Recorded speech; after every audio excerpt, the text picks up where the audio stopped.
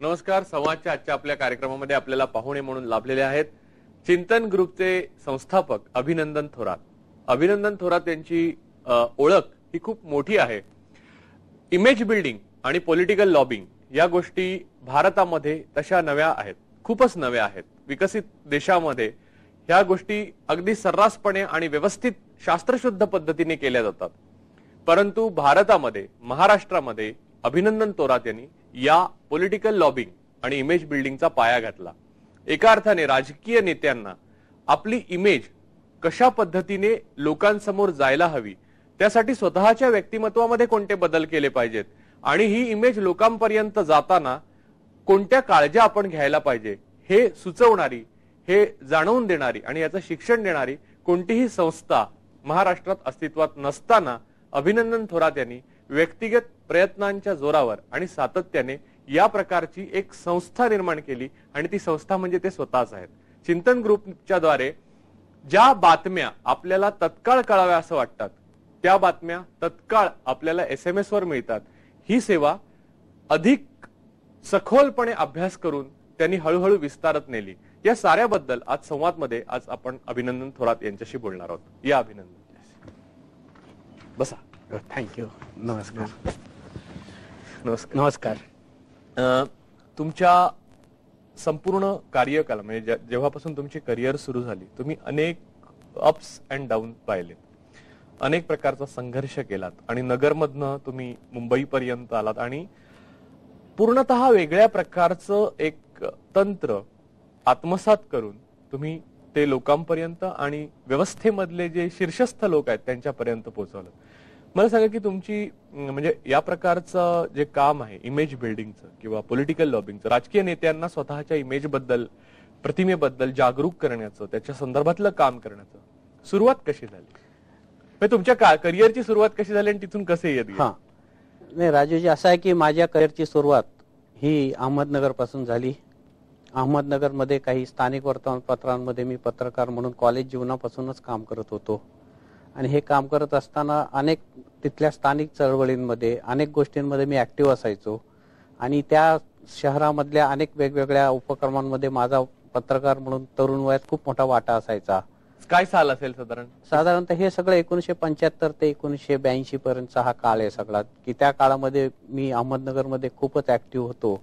आणि त्या काळात नगर शहरात, त्या काळात मी एक नवीन कल्पना काढली होती की नगर शहरात त्या काळचे जिल्हा पोलीस प्रमुख भुजंगराव मोहिते होते आणि कलेक्टर त्या काळात मिस्टर जिचकर होते. त्यांना मी एक कल्पना सुचवली होती की आपण ह्या शहरातील गणपतीच्या परीक्षक समिती नेमून पोलीस दलातर्फे आपण चांगल्या गणपतींना बक्षीस देऊया मंडळांना आणि शिस्तबद्ध मिरवणुकीत भाग घेणाऱ्याही मंडळांना बक्षीस देऊया.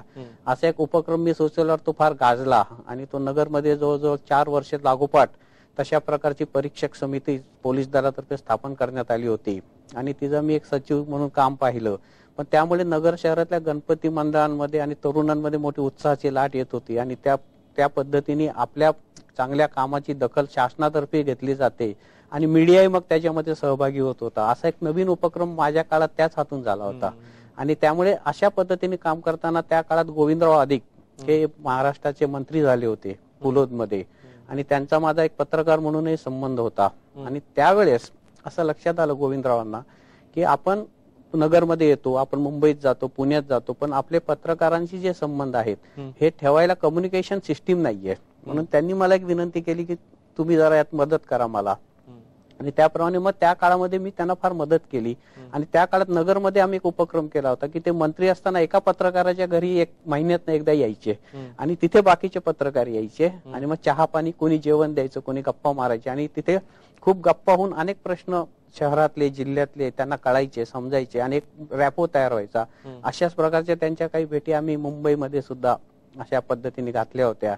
आणि पुढे 82 नंतर मी पुण्याला आलो. 82 ते 89 ह्याही काळामध्ये अनेक प्रकारच्या उपक्रमामध्ये मी हे सगळं शिकत होतो. पत्रकारितेमध्ये वेगवेगळ्या विषयावर मी लिहित होतो. वेगवेगळ्या साप्ताहिकांमध्ये, श्री, सह्याद्री या साप्ताहिकांमध्ये मी बरंच लिखाण केलं.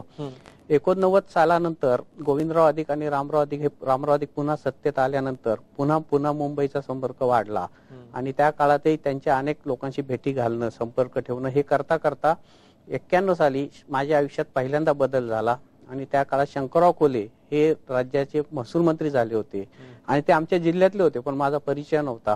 तर आमची एक बहीण आहे सुमती लांडे, जी लेखिका कवी आहे, तिने मला शंकरराव कोल्हेंची भेट घालून दिली आणि त्यानंतर खरं म्हटलं तर ह्या कामाला सुरुवात झाली असं म्हणायला हरकत म्हणजे नाही. कसं? शंकरराव कोल्हे हे नगर जिल्ह्यातून मंत्री झाल्यानंतर ते सहकारातले मोठे नेते होते आणि त्यांना असं एक वाटत होतं की आपली जी काही प्रतिमा आहे, आपण जे काही काम करतो हे समाजापुढे नीट पोहोचावं आणि म्हणून त्यांनी त्यावेळेस माझी मदत मागितली.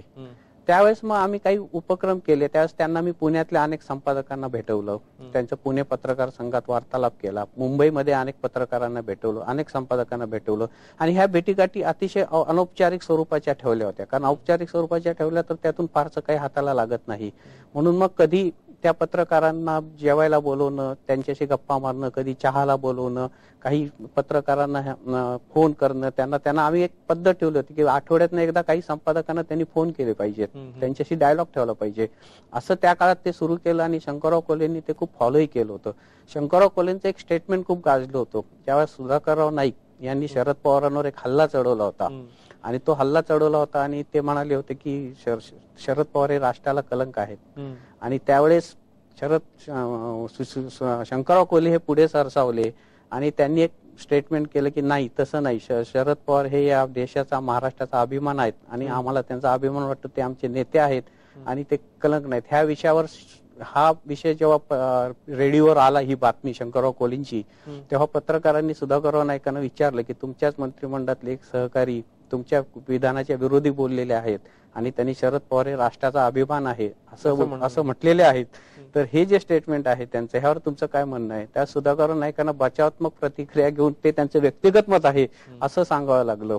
अशा पद्धतीच्या बऱ्याच गमती जमती घडत होत्या. किंवा दुबईला फोन केले असे काही आरोप झाले, त्यात शंकरराव कोल्हेंचंही नाव होतं. त्या कोल्हे साहेबांची आमची चर्चा झाली की हे काय करायचं. तर मी सांगितलं तुम्ही दुबईला फोन केले? ते म्हणाले केले.